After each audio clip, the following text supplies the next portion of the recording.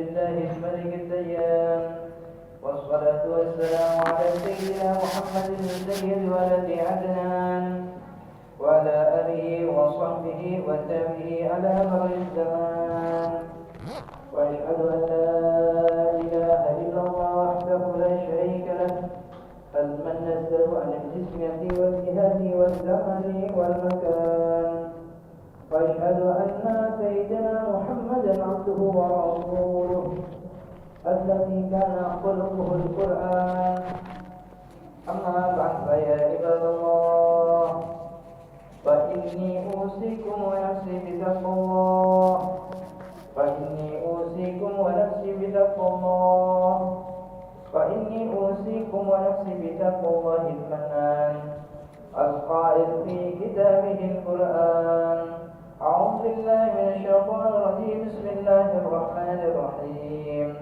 لا خير في كثير من نجواهم إلا من أمر بصدقة أو معروف أو إصلاح بين الناس ومن يفعل ذلك ابتغاء مرضات الله فسوف نؤتيه أجرا عظيما صدق الله العظيم وصدق نبينا الكريم ونحن إن شاء الله من المسلمين آمين يا رب العالمين. Ma'asyiral muslimin rahimakumullah, mengawali khutbah kali ini khatib berwasiat kepada para jamaah sekalian, terutama kepada diri khatib pribadi, agar kita semua senantiasa meningkatkan kualitas keimanan dan ketakwaan kita kepada Allah Subhanahu wa taala dengan menjalankan perintahnya dan menjauhi larangannya. Karena peningkatan iman dan takwa sejatinya dapat diperoleh hanya dengan dua cara tersebut, yakni dengan menjalankan perintah Allah dan menjauhi larangannya. Sebuah kalam ulama menyebutkan, al-imanu yazidu wa yanqus, yazidu bil ta'ati wa yanqus bil maksiyah. Iman itu dinamis, dapat bertambah dan berkurang, bertambah karena ketaatan kepada Allah dan berkurang karena kemaksiatan. Ma'asyiral muslimin rahimakumullah, mengawali khutbah Jumat kali ini khatib membawakan sebuah hadis yang patut menjadi renungan kepada kita semua yang berstatus sebagai khalifatullah fil ardh. Anna Rasulullah sallallahu alaihi wasallam qala, ala kullukum ra'in wa kullukum mas'ulun an ra'iyatihi wal imamu alladhi 'ala an-nasi ra'in wa huwa mas'ulun an ra'iyatihi wal rajulu ra'in 'ala ahli baytihi wa huwa mas'ulun an ra'iyatihi wal mar'atu ra'iyatun 'ala ahli bayti zawjiha wa waladihi wa hiya mas'ulatun anhu wa 'abdul rajuli ra'in 'ala mali sayyidihi wa huwa mas'ulun anhu ala fa kullukum ra'in wa kullukum mas'ulun an ra'iyatihi. Ketahuilah, setiap kalian adalah pemimpin dan setiap kalian akan dimintai pertanggungjawabannya atas yang dipimpin. Penguasa yang memimpin rakyat banyak, dia akan dimintai pertanggungjawaban atas yang dipimpinnya. Setiap kepala keluarga adalah pemimpin anggota keluarganya, ya dia dimintai pertanggungjawaban atas yang dipimpinnya. Dan istri pemimpin terhadap keluarga rumah suaminya dan juga anak-anaknya, dan dia akan dimintai pertanggungjawaban terhadap mereka. Dan budak seseorang juga pemimpin terhadap harta tuannya dan akan dimintai pertanggungjawaban terhadap. Ketahuilah, setiap kalian adalah bertanggung jawab atas apa yang dipimpinnya. Hadis riwayat Imam Bukhari rahimahullah. Hadis di atas memberikan bahwa sejatinya setiap diri adalah seorang pemimpin.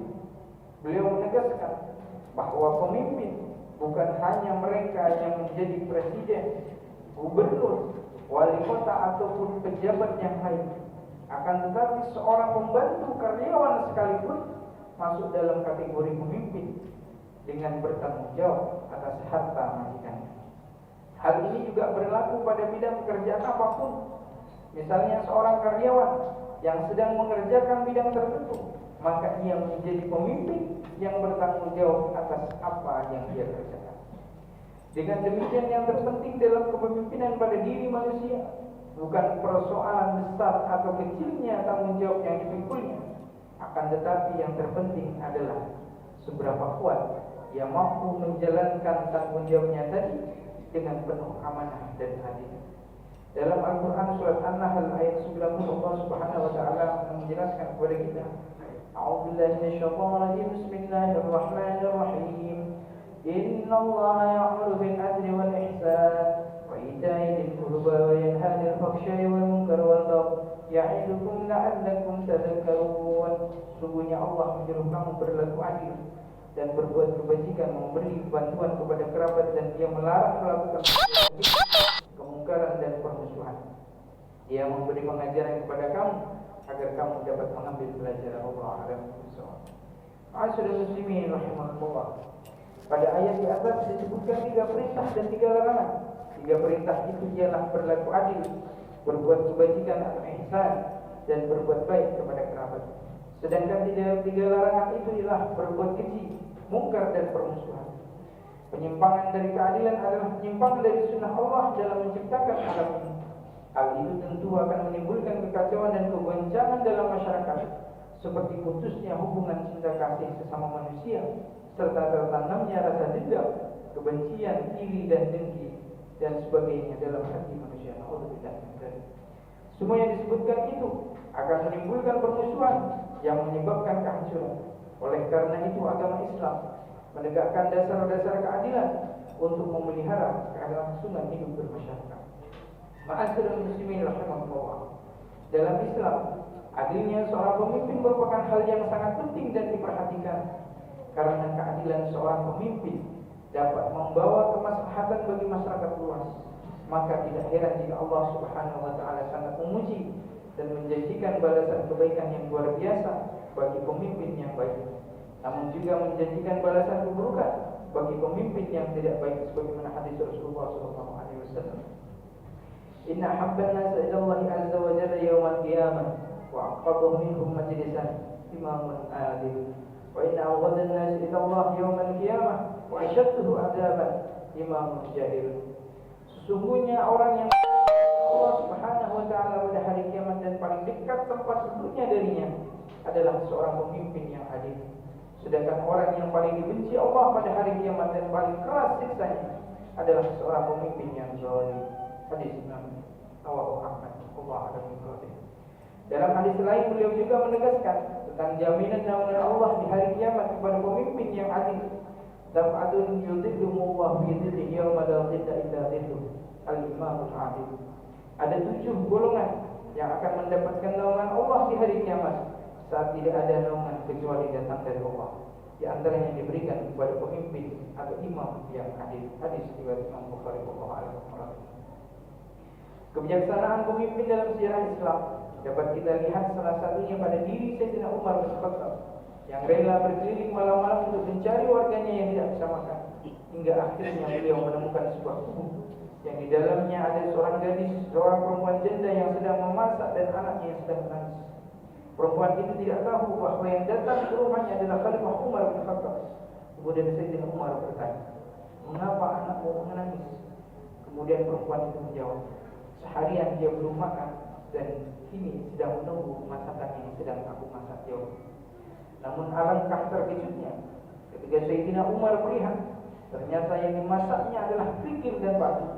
Perempuan itu memasak kerikil dan batu karena tidak ada bahan makanan yang bisa dia masak. Lantas untuk menghibur anaknya yang kelaparan, ia memasak batu tersebut agar anaknya tertidur.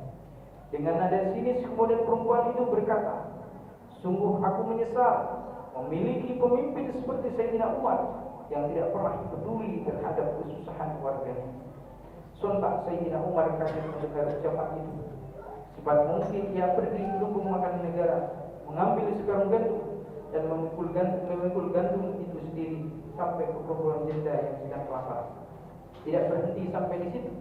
Sayyidina Umar kemudian membantu memasak masakan tersebut hingga matang dan dimakan oleh perempuan dan anak. Pertanyaannya, mengapa Sayyidina Umar bersusah payah mengangkat gandum sendiri hingga memasak masakan tersebut kepada perempuan yang sedang kelaparan? Jawabannya, karena Sayyidina Umar sangat sadar bahwa dosa pemimpin yang tidak adil sangatlah besar dan dia sendirilah nanti yang akan menanggungnya. A'udzubillahi minasyaitonir rajim. Bismillahirrahmanirrahim. Wa la taziru waziratun wizra ukhra wa in tad'u مثقلة إلى حملها لا يحمل منه شيء ولو كان ذا قربى إنما تنذر الذين يخشون ربهم بالغيب وأقاموا الصلاة ومن يتزكى فإنما يتزكى لنفسه وإلى الله المصير. Dan orang yang berdosa tidak akan memikul dosa orang lain, dan jika seseorang yang dibebani berat dosanya memanggil orang lain untuk memikul bebannya, itu tidak akan dipikulkan sedikit pun, meskipun yang dipanggil itu kaum kerabatnya. Sungguhnya yang dapat engkau beri peringatan hanya orang-orang yang takut kepada azab Tuhannya, sekalipun mereka tidak melihatnya, dan mereka yang melaksanakan sholat. Dan barang siapa menyucikan dirinya, sungguhnya ia menyucikan diri untuk kebaikannya sendiri, dan kepada Allah lah tempat kembali. Surat Al-Baqarah ayat 18. Allah akan bisawab. Asal muslimin rahimahullah, semoga kita semua mendapat kekuatan untuk mampu mengemban misi sebagai pemimpin di muka bumi ini dengan baik, amanah dan adil. Setidaknya dapat memimpin diri sendiri agar bisa selamat di kehidupan dunia sampai di akhirat kelak nanti. Amin amin ya rabbal alamin. Aku qauli hadza wa astaghfirullaha li wa lakum fastaghfiruhu innahu huwal ghafurur rahim. Allah